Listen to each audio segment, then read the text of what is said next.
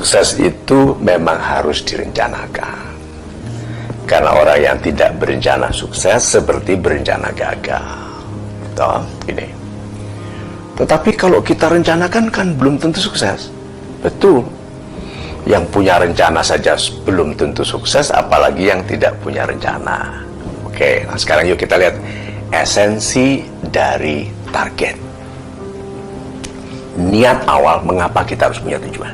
Ya, oke. Kalau kita mau pergi ke Surabaya dari Jakarta, ini kan tujuan. Kalau ada jembatan yang putus di sana, apa yang kita lakukan? Kan terhalangi dalam perjalanan. Apa yang kita lakukan? Cari jalan lain. Tujuannya sama. Itu loh. Orang kalau tidak punya tujuan kalau tidak punya tujuan dalam hidupnya, kejadian yang tidak disukainya sehari-hari bisa membuat dia lupa mau kemana. Karena dia tidak punya satu tujuan yang membuatnya berorientasi dari sudut manapun ke situ. Makanya rencana itu harus akan tercapai. Tidak ada yang bisa menjamin, itu bagian dari yang gaib di masa depan. Tetapi kalau kita tidak punya tujuan, yang terjadi dalam keseharian kita membuat kita kehilangan arah. Oke, jadi tujuan utama, esensinya adalah bahwa tujuan itu dibutuhkan supaya dalam penyesuaian diri kita terhadap yang terjadi dalam keseharian tetap mengarahkan kita pada yang kita impikan atau yang kita cita-citakan. Dah, satu lagi. Orang yang punya tujuan lebih hemat menggunakan apapun karena tidak kesana dulu, karena dia jelas ke sana. Maksud dari lebih hemat menggunakan apapun terutama adalah menggunakan hidupnya. Hidupnya tidak diboroskan untuk ini, untuk itu, untuk ini, untuk itu. Hidupnya lurus ke arah yang diinginkan. Ini loh yang disebut sukses semudah mungkin. Sukses semudah mungkin itu bisa 40 tahun, bisa 50 tahun. Bilang, loh, kok 50 tahun sukses Pak Mario? Ya, untuk orang biasa 400 tahun.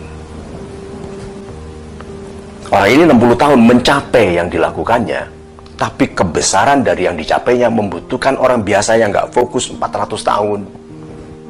Itu namanya sukses semudah mungkin. Tuh. Gampangnya ya memang oke, 30-an sudah sukses, oke, 40-an sudah sukses. Tapi yang penting adalah besarnya yang dicapainya. Nah, besar yang dicapainya ini berarti besar kemanfaatannya bagi sesama, bagi perlindungan alam, bagi pemuliaan ciptaan Tuhan. Ini besar. Rencana harus, karena kita perlu untuk memfokuskan semua energi ke satu titik. Terus begini, bagaimana kalau salah? Kita salah tujuan, salah target. Kita harus percaya pada konsep kasih sayang Tuhan. Tuhan tidak sampai hati membiarkan orang baik salah arah, dituntun. Mencoba ke sana ketemu penasehat, mencoba ke sana ketemu kekasih palsu, mencoba ke sana gagal pernikahannya. Itu sehingga bilang, oh iya ya, seharusnya aku ke sana. Ternyata dia lihat, oh my God, ini mungkin yang dikatakan orang bahwa kadang-kadang sukses itu comes from the misstep. Kadang-kadang sukses itu terjadi karena salah langkah ke arah yang tepat. Apa artinya? Salah langkah ke arah yang tepat. Salah langkah karena itu bukan maksudnya. Ke arah yang tepat, arah yang dimaksudkan Tuhan baginya. Salah langkah karena maksud dia mau ke sana, tapi karena dia disayangi sekali oleh Tuhan, disalahkan, misstep. Jadi jangan kecil hati kalau salah langkah. Kalau selama niatnya baik, kesalahan dalam tujuan yang baik tetap lebih baik daripada berhasil mencuri, berhasil korupsi, berhasil menjabat untuk korupsi. Nah, jadi apakah harus ada rencana untuk sukses? Ya, harus. Soal rencananya bisa tercapai atau tidak, tapi yang pertama kali, the best plan is you. Kan you are your best plan. Jadi rencananya apa? Aku bergantung pada diriku. Kalau aku tidak punya rencana pun, aku akan sukses. Contohnya saja, orang yang pintar main bola akan hidup di seluruh dunia. Dia katakan saja backpacknya waktu tidur dicuri di kereta api, oke? Paspor hilang, baju hanya tinggal baju yang dipakainya, uang nggak ada.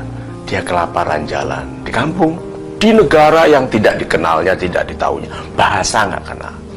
Dia lihat sekelompok anak muda main bola, berarti lihat di lapangan. Dia sebagai seorang yang ahli, dia bilang ini anak-anak masih amatir ini mainnya gitu kan, gitu. Bolanya kemana-mana, tahu-tahu bolanya gelinding ke arah dia, gitu. Gawang 100 meter ya, melenceng ke dia 125 meter. Dia tendang masuk ke gawang yang sana. Apa yang dilakukan oleh 22 orang ini plus coachnya plus semua penggembira, apa yang dilakukan? Nah, tendang mas, waktu tendang dia udah jalan, kan dia mau cari kedutaan. Waktu tendang itu yang nggak lihat lagi, jalan masuk, apa yang dilakukan? Dikejar, ikut kita iya, kalau kita mana ikut Persema aja gitu gitu, ikut enggak Persib aja gitu kan. Nah itu loh, diperebutkan nggak? Dia bilang no language, I cannot speak your language. It's okay, money, you know money, gitu dia, dolar, money itu loh. Berarti anak muda itu harus betul-betul punya kemampuan yang dihargai orang dimanapun dia berada. Coba bayangkan, kalau katakan kemampuan itu bisa dihargai sekali di Magelang, ya hebat sekali di sana, di Mojokerto, atau dia memang mau mendirikan K-pop, band K-pop Kediri, jadi itu bisa. Dan jadi kalau gitu, sukses harus direncanakan, dan rencana terbaiknya adalah kualitas pribadi Anda.